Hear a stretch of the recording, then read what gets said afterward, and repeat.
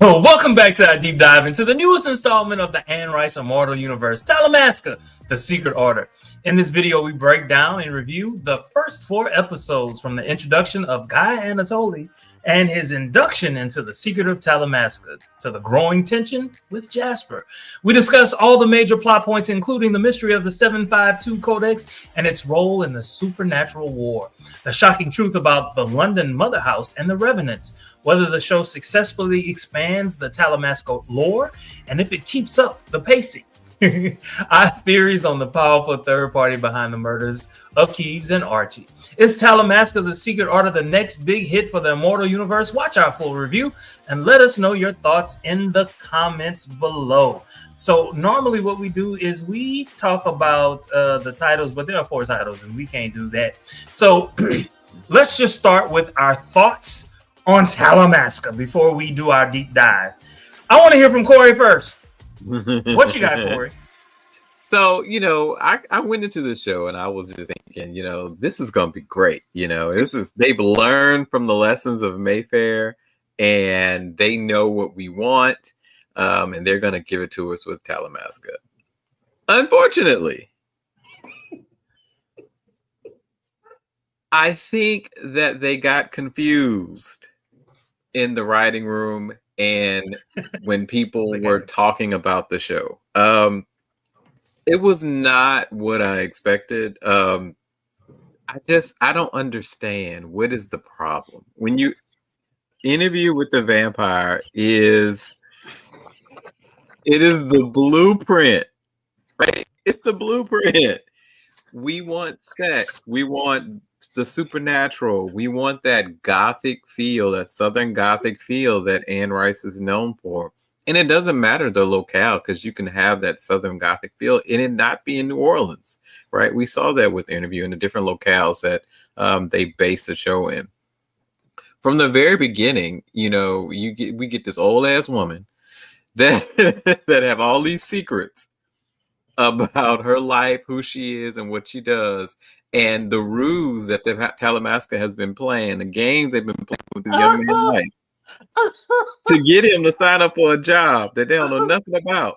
He had money in hand at a law firm. He had it set. And he ain't come from no money. He had no money. He was broke his whole life. So they gonna get their ass in front of that to offer him nothing but some bullshit. That don't make no sense. I don't understand. I'm sure. Thank you for joining us. I don't understand. Yeah, your thoughts. Your thoughts. Hell yeah. Oh, okay. So Talamasca, the Secret Order. I'll tell you it's not a secret how I feel about Talamasca. I feel like it's horrible. I stated it before off camera. I'm gonna say it again on camera, on live. Anne Rice is turning in her mausoleum. This is an absolute disgrace. While it is not quite at the Mayfair rating for me, and that's as low as the bar can go. I have to agree with Corey, because Corey didn't ate him up from Genesis to Revelation, and it was the sex appeal is not there. The acting is significantly better to some degree than Mayfair, but it's the delivery is just still not there. The storyline, it's okay, but it's just like I have gotten more of a rise, double entendre, out of a Hallmark film than I'm getting from Talamasca right now. Ooh, and honestly, it's expensive to Hallmark, quite honestly. And so our leading man, Guy, our protagonist, I want to root for him, but I get disgusted. I would rather watch Frodo Baggins than watch Guy. And let's get into the names of these people. Helen, Guy, even the names are stupid. Like, I wanted to root for this show. We know that this whole Mayfair to 10 has come from Ilya because of Mayfair just really disappointing me. I wanted to come into this and be wrong. I was concerned after the first episode. I'm like, okay, I'm gonna keep watching. You know, I'm gonna approach each episode with a fair lens. And while at the middle / end of episode 3 into episode 4 got better, we're 4 episodes in, and I'm still like, could have had a V8. That's the problem. I don't like vegetables, let alone vegetable juice. So if I would have rather have a V8 than watch this show, that is problematic. Okay. All right. First, thank you very much, Books, Girls, and Purrs, for joining us yet again. These rides home, Books, Girls, and Purrs. Lord Jesus, are you in LA? Let us know. Anyway, all right, so let's get straight into it. All right, so how well does Talamasca, the Secret Order, succeed as a spy supernatural show compared to other shows that we are used to? Let's start with Corey first. So that I think that's where it really kind of starts to fail for the show. It's not so much that we understand that it's in the world of the supernatural, but the spy part of the series, it's lacking in terms of any type of gravitas. Like, also, why haven't we seen any other agents, right? Or the inner mechanisms of the order itself. I just, there is just missing so much lore from the group themselves, to the point where you don't really care about the spy stuff, because you're really trying to figure out, the curiosity is already there with the Talamasca, right? Because there's a secret order, right? In the books, Lestat and others often, and in some of the movies that they've often teased the Talamasca members and called them librarians that were constantly watching but never participating in the action. That was how they were referred to in books and in other media. They have this kind of, there's a thing about them, right? And we're missing that. Like, it's just blah. It's just, okay. I get it. Their book got stolen.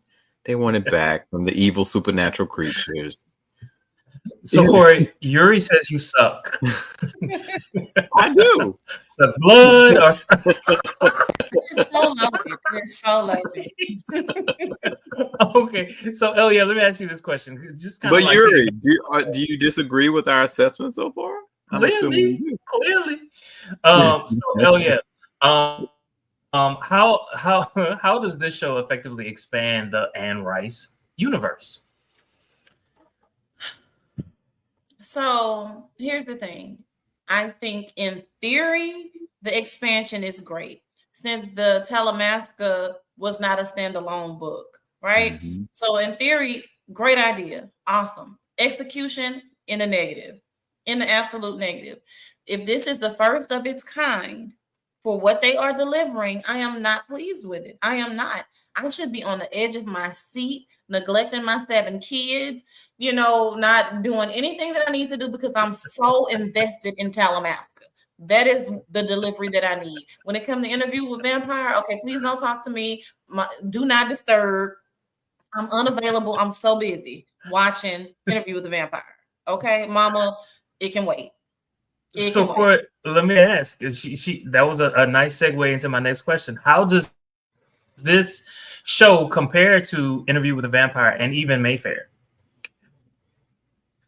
It's it's really in the middle to me. It's better than Mayfair, but I think it's better than Mayfair only because the suckage of Mayfair was so bad that you really can't go any far down than Mayfair, right? We use it as our bottom tier, whatever we're rating, no matter what, right? For a reason.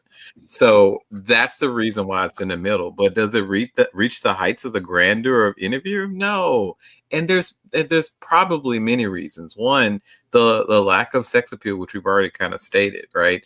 The history of the vampire lore and everything all about it is just not there. And for a series that's connected to this world, which is supposed to be filled with scary witches, sexy vampires, crazy, people with all these machinations about how they want to do different things, but most of them are really involved and connected with interpersonal relationships, who they fucking, who they love, who they don't like, things like that. That's really at the heart of most of the books, to be honest with you.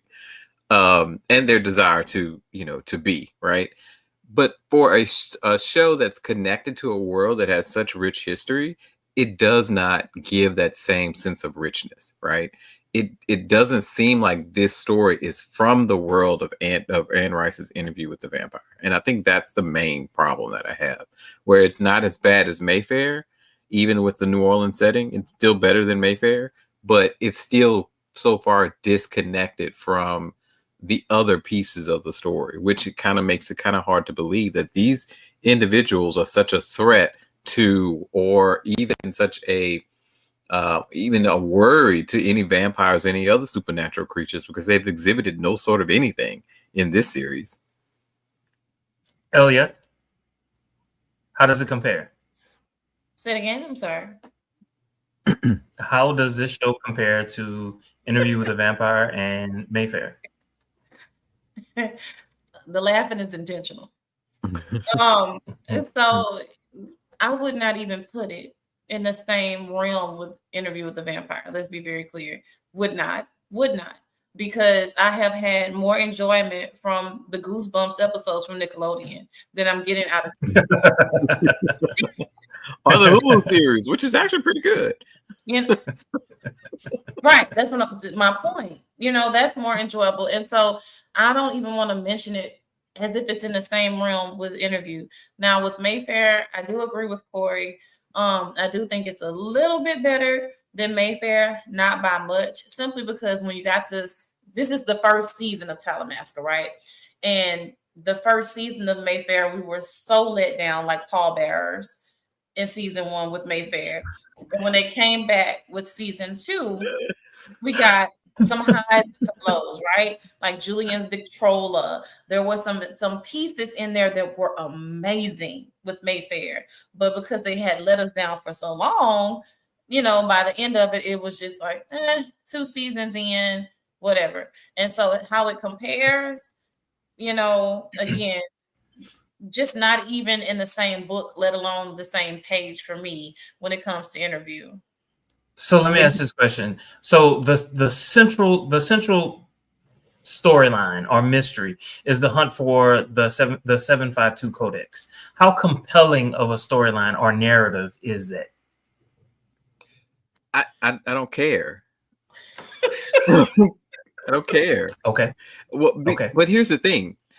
I think they would have done better by explaining first a little bit more in detail about the 752. The 752 only came up within like episodes. It was mentioned briefly in the second episode. It was a big mystery what they were looking for and what was happening, why they needed Guy. It really wasn't really introduced until the third episode and going into the fourth episode what this book really could potentially be about.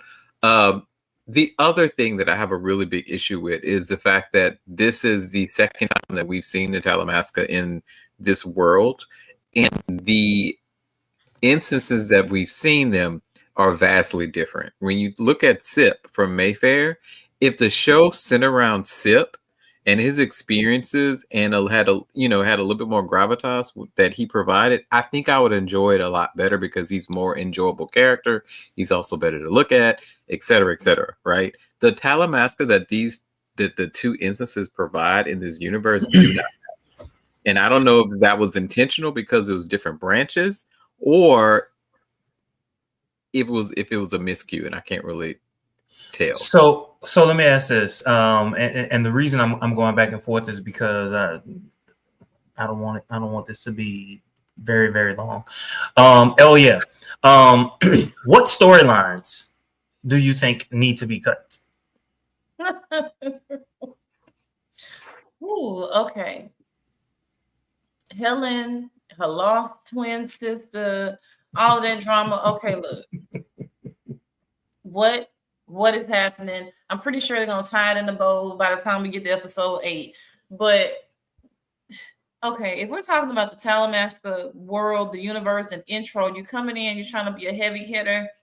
This woman is like 97 years old, and we're worried about why she wanted to infiltrate the Talamasca to find a long lost twin sister. I feel like, to me, that storyline is a little sloppy. I don't love it.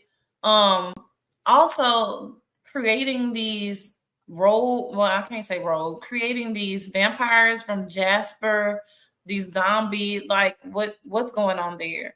I'm trying to figure that piece out. Like, why are they coming out that way? I'm a little confused. I don't These know. revenants. Yeah, I don't know that I love that piece. What Corey? else? The handler. She's actually attractive. She's very attractive. Oh yeah. The black But chick. Yeah. Yeah, she is. Yeah. She is. Yeah. You know what? Well, I do want to say this, or ask this rather, Guy, as a leading man, is he, number one, is he important? Number two, is he compelling? He has such anger or indifference about the whole world.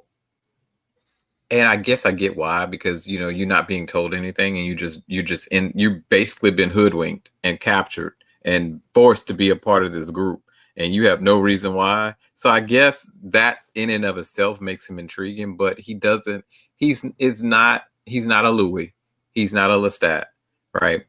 And I think for this show, we needed a Talamasca person that had that same weight. Right, someone that would make us want to be like, oh, God, and started from the vantage point of Sip. If they took him, integrated him into this show, and went from there, okay, I would probably be less annoyed. Less. Still annoyed, less. But with Guy, it's just like I'm not. The storyline is okay. I'm okay with that. But the delivery is just poor. I'm just not feeling it. Ian Perez says hi. Thank you.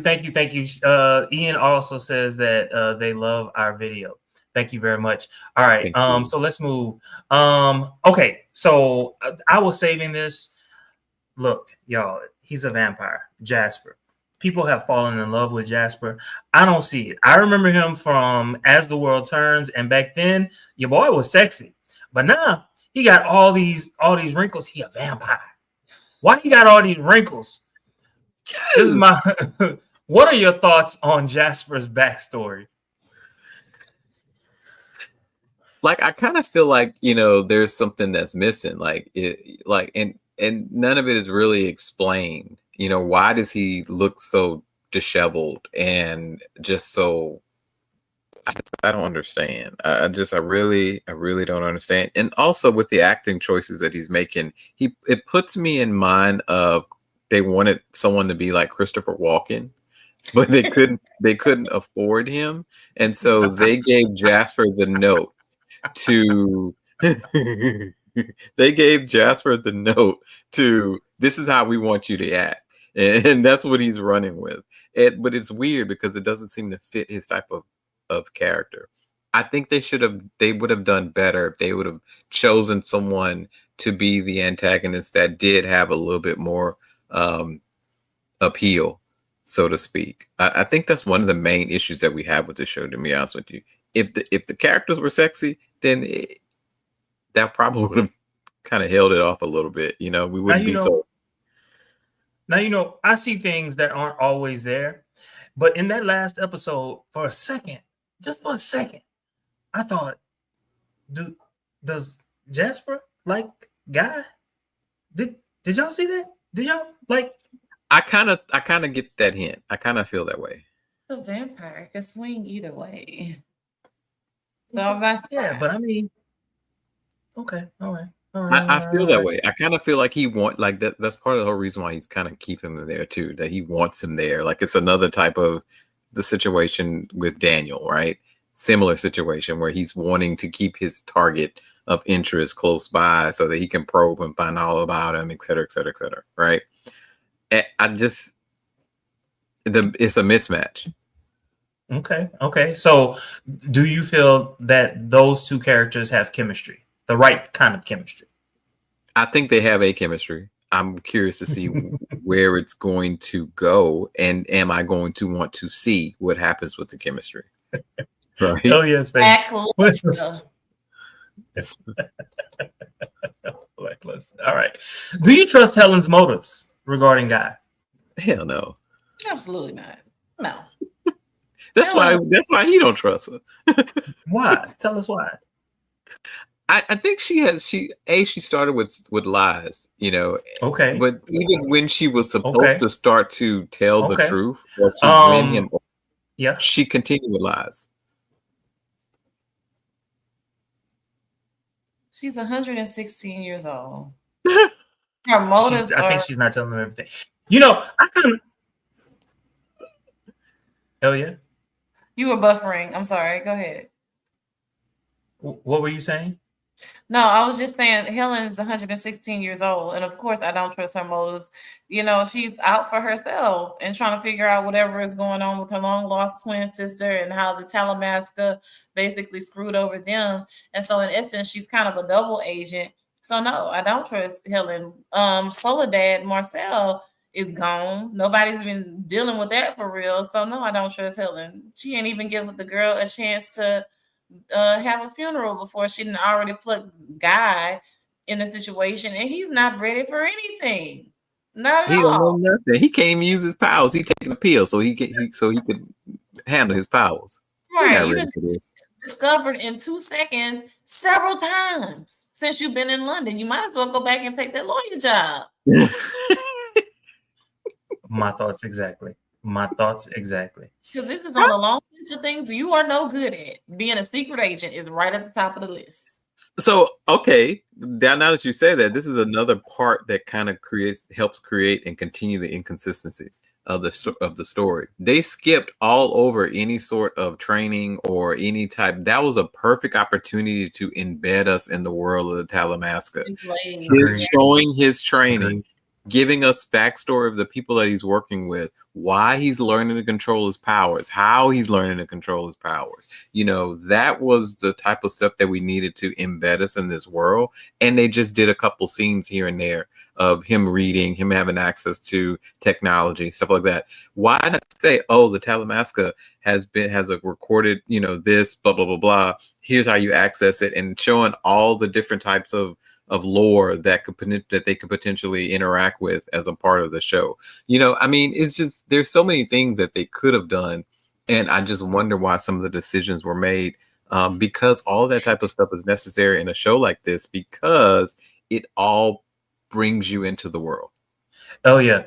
So I don't know if you recall, because I don't know how memorable it was, but Jasper was the second vampire that we saw in Talamasca.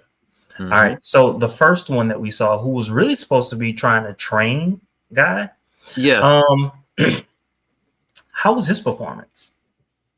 He's the most interesting vampire of the entire show, and we haven't seen him since episode 1. Right. And the fact that I really had to think about it is like, oh, the one that kind of humbled him a bit. Like, you think you can read minds? I can slow down time. I can kind of alter your reality.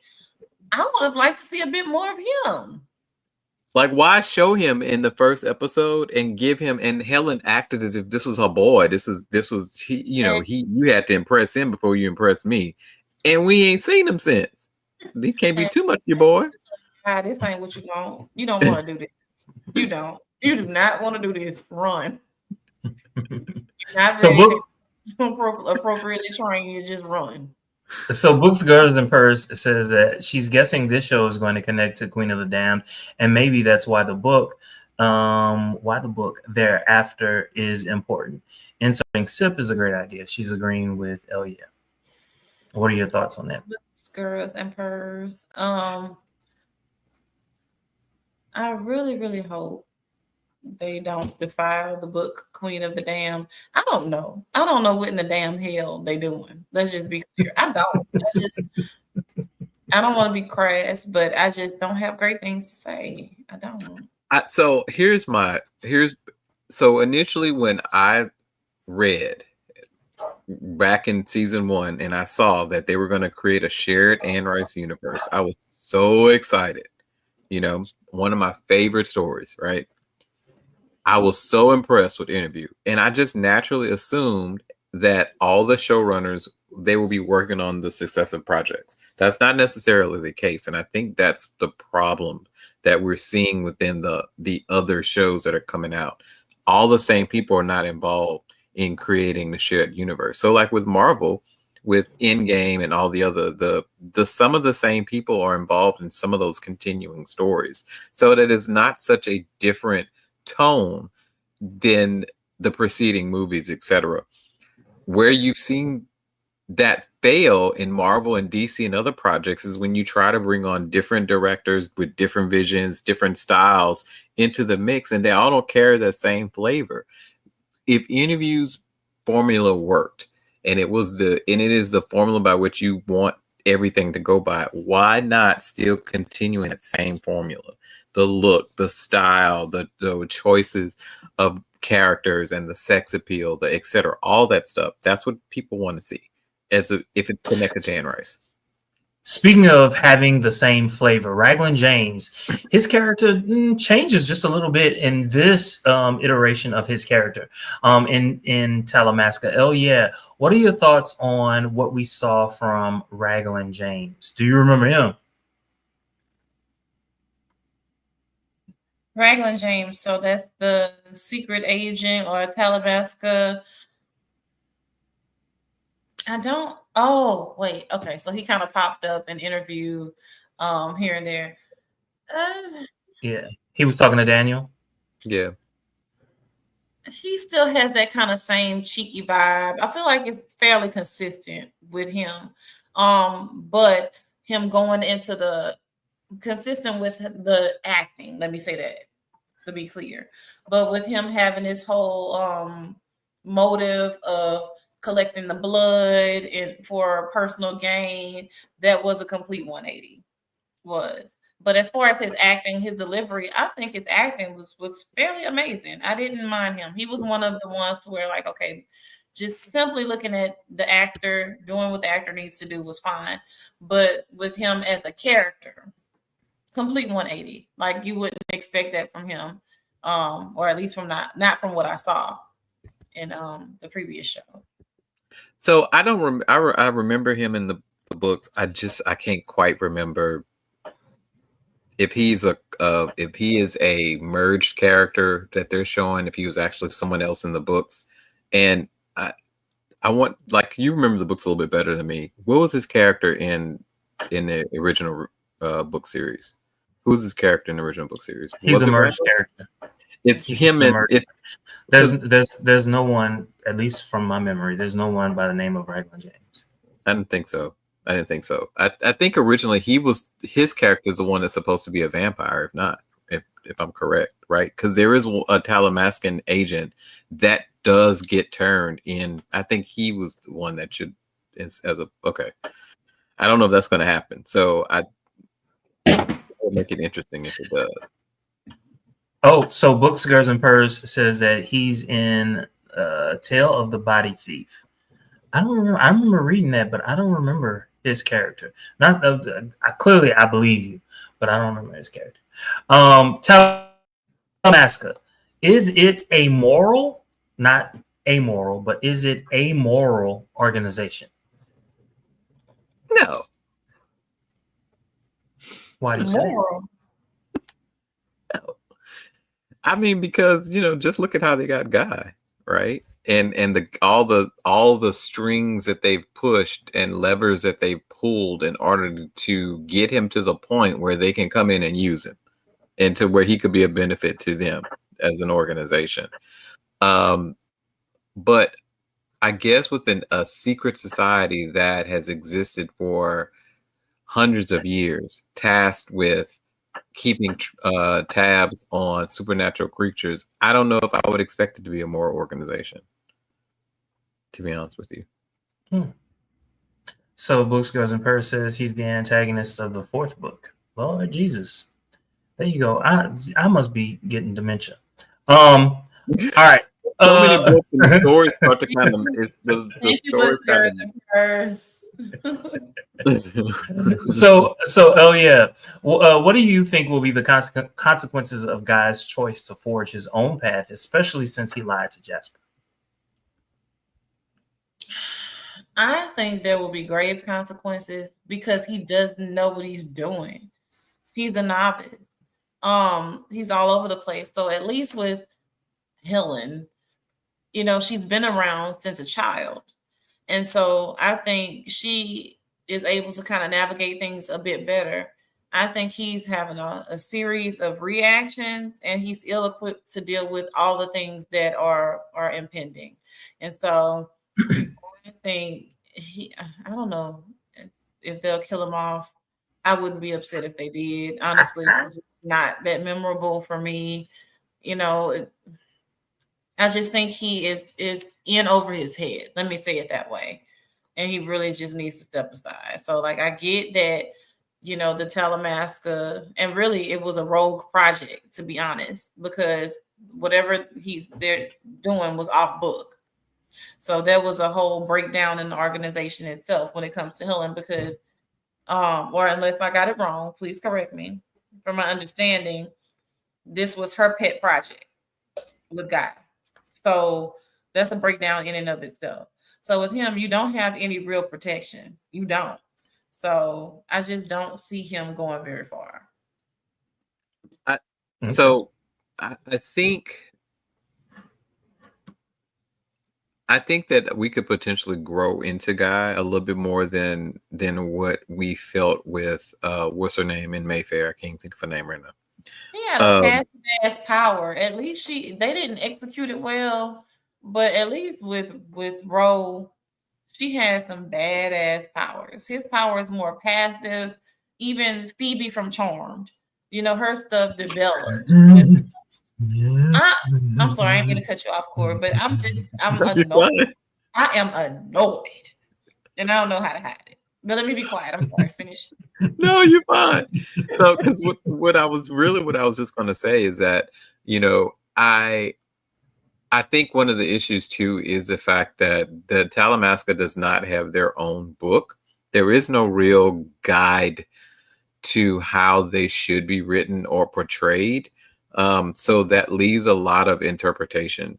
And because it's such an interesting part of the Anne Rice world, but she talked about it, but there wasn't a single book that focused specifically just on the order.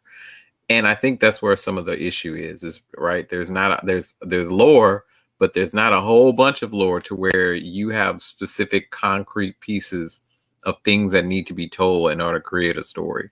I think that they could fix this by just maybe tying the story to, or which they should have done, tied the story to the already established shared universe that they've already created, which is why, you know, we suggested that they should have tied the story to Sip or someone connected to Sip. That way, why hasn't Sip even shown up in the story at all? Because from what we've seen, he's really the only character that we've met from the Talamasca other than Raglan that we've connected with. So, you know, and now sprinkle Daniel in there, which I wasn't upset by. I was happy. I wasn't upset by Daniel. I was not upset about it. So Books, Girls, and Purse says, I think they're establishing Raglan early, so it makes sense that he pops up later. All right. So let's move. How does the show handle the darker side of vampires, specifically the blood ritual and the revenants in the London Mother House? Let's go to Elliot. It was a little weird, but not in a bad way. I didn't hate it. I guess it's just not what I'm used to seeing. But I do like the fact that they did keep the consistency of vampire blood being able to heal. I did appreciate that part. And so you see them being able to kind of weaponize the humans and use them for their personal gain because they're at the mercy of them because of the vampire blood. Gave me a little bit of True Blood there, honestly. So I did not hate that part of it. Okay. Corey, who do you believe is the powerful third party that was hinted at being behind the murders of Keves and Archie? I have no idea. The only thing that I could say is maybe I would love for it to be somebody from Interview. I love to hate on Armand. I love it to be Armand. But You're already on a shit list. I would love for it to be Armand. How great would that be if it was one of those characters? Or even a character. Right now, I'm not convinced that it's. I still think it's Jasper. Fuck it, fuck him. I think it's Jasper. Until I see some evidence otherwise, it's Jasper and he's just playing a game. That's what I think. And what if it's a vampire that we first met? What if it's him? Oh boy. Maybe that's the reason why we haven't seen him. Maybe it's going to be the ultimate, kind of aha moment when they do discover that it's him, and that his whole sole purpose was why he became so close to them is to get that. That's possible. But I would love for it to be someone, either him or some sort of surprise or some character that connects us to something in the overarching universe. I think that's desperately needed with this show. Yeah, so we can move it from vanilla to chocolate, because this is not it. I can't. I need more heat. That's ultimately what I need. I need more heat, whether it's either from the characters that they're showcasing or just in the story itself. I need more. Little Neapolitan. I need a little more. I need a little something. The vanilla. I need a little more ginger in my snap than I'm getting. I need a little more ginger in my snap. It's not snapping. Yeah. It's not snapping. Hell yeah. What do you predict will be the ultimate use of the 752 codex, and who will end up with it by the end of the season? Why the number 752? I don't know. I have so many questions. I like the idea of like kind of what happened in history in the continent of Africa with burning things and trying to get rid of history and all of that. So I didn't hate that part, but I don't know if it's going to be enough to sustain my interest. Ultimately, I kind of hope that the vampires end up with it. I do. I really, really do. That is what I'm rooting for. Maybe it'll spice it up a little bit. As Corey says, we need some spice because it's very bland. That would make for a great segue into trying to sustain this show for a second season. Because right now, I love vanilla ice cream, but I don't love a vanilla ass show. But so here's the thing though. If they extended Mayfair and they're going to get a third season. They're going to get a third season. I think we're going to get at least 2 to 3 seasons with this show because they really want to. And other people like it. I think we're just the haters. So you're saying that we suck. Okay. Obviously people like it because people are watching it. They're not complaining about certain aspects of it, but I think the nature of the history of who wrote the books and stuff is why it's so popular. An Interview is fantastic. So Interview is dragging this whole shared universe, right? It's the thing that's propping up this whole shared universe. I really need the show to bump it up a little bit, right? Bump it up a little bit. Slow burn. It's a very, very slow burn. Like I can put it on. I'll take a nap, wake up, try again. Like it's just not like, oh my God, let me stay up so I can watch. No. So the other thing too is that shows that are based in the supernatural, we need to feel the supernatural. Like, we need to feel it. We need to sense it. Again, they're doing a better job of it than Mayfair, right? But it's still missing that thing. Better than Mayfair season 1. For Mayfair season 1, not to where they ended because they ended with the crazy, but Listen, when Guy was having sex with the girl, I was like, "Oh, we about to get sexy now," and then it was nothing. No, oh Jesus! even when This needs to be smut.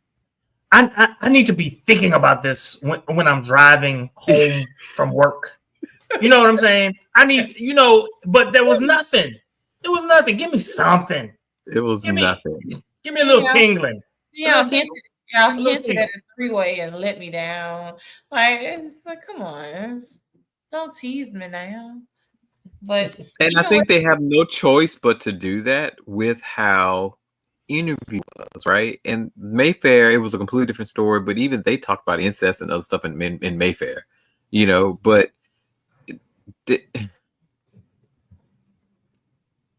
Speechless. Mayfair to 10. Hell yeah. What you give it? A 3. Dang. It's a 3 for me. It is a 3. And I've literally, I don't know how else to say it. The lack of sex appeal, the lack of cohesiveness across the universe, the acting in general, it's just the witchery. Okay, not Mayfair, but 3. It's a 3 for me from where I'm at across these 4 episodes. Corey? I'm not gonna give it a 3. I'm gonna give it a 5 because I just think that there's potential there. And I'm gonna give it. I'm gonna wait to see how it ends, right? Before I can really write this show off or not. Because even if I write it off, I'm still gonna watch it out of the morbid curiosity that I have. I'm gonna see it because it's an Anne Rice story. I love Anne Rice. I love her mythos, all that. So I'm gonna watch it, right? And I think there's a whole bunch of people that's in the same boat. So, but I'm gonna give it a 5. Just because I could see potentially where this may connect with a shared universe and or the introduction of other characters that we already love that could probably really bump this story up. We'll see. So still failing. So for me, yeah, 50 is AF. Yeah. So for me, I'm going to give it a 4. There were 4 episodes, and so I'm going to give it a 4. 1 for each episode. Now, that is not to say are that you gonna give half points for the rest of the episodes if you don't like them? And quarter points. I'm giving it a 4 because let's face it. I think it was Elia who said it. Word not, or maybe it was Corey. Word not Anne Rice. I would not continue to watch this. I would not. Mm-hmm. I would not get up early on Sundays to watch it. Would not happen. After episode 1, I would have been like, "What show is that? What? I don't even remember. I wouldn't have set my what is? I have YouTube TV. I wouldn't set it to record. You know what I'm saying? That's why I'm giving it a 4. I need them to bump it up. I need old girl, the black chick. I need her role to be expanded because whatever it is she got going on, I want it. I want to see it. I want to live it. I would not mind if Guy died. And I wouldn't mind if she became, she's a handler right now. Okay, start handling business. Okay, that's what I want. Okay. What I really would love? I would love for the Guy character to be kicking ass and taking names. That's what I really want, right? I don't want this. Oh, I don't want to be waste his time complaining all the time. Right? Stop complaining and do some shit. You in it now? You got all these gifts. You in it now? Do something, right? I want to see more from these witch characters too. Okay, where is this going? We're seeing the visual after the girl was killed, the girl that hid in the trunk, all those pieces. I want to see where this is going to go with the witches. Are we going to use them a little bit more? Because right now, again, it's still a strong 3 for me. It's like, why? It's like, you're right. Why did you even do this show? That's what it's like right now. Why did you do it? They're showing us all of these different pieces, but start connecting them. right? Start connecting these dots to have us wait. Okay, so you give us 2 episodes, episode 1 and episode 2 at the same time. So that in and of itself is telling me this is not going to be a good show. This is not going to be a good show because you're giving me two episodes at once, and I don't know what you're giving me to start off with. So I'm going to discount this show to start off with. All right. So after episode 2, I'm still on the fence. I already told y'all how I felt, right? Mm-hmm. After episode 4, nah, you ain't you came with it just a little bit. You sprinkled some tahine. You made a little flavorful, you know. But at this point, we already 4 episodes in. We're going into the 5th episode. We need to start to rolling down a roller coaster at this point. Yeah. No, going up and about and screaming and shit because you're excited. I'm screaming for a whole other reason. It's too slow of a burn. You know, I mean, some of the elements of a good story are there, but it's just too slow. And that's why it's a 3 for me. Well, one of the reasons why it's 3. It's just not. Yeah. So, you know, there's so much more that we could say, but I mean, I think you get the theme of it all. Thank you all so very much for joining us. Don't forget to like, comment, subscribe. You like, comment, and subscribe. Until next time. More though. Have a good one.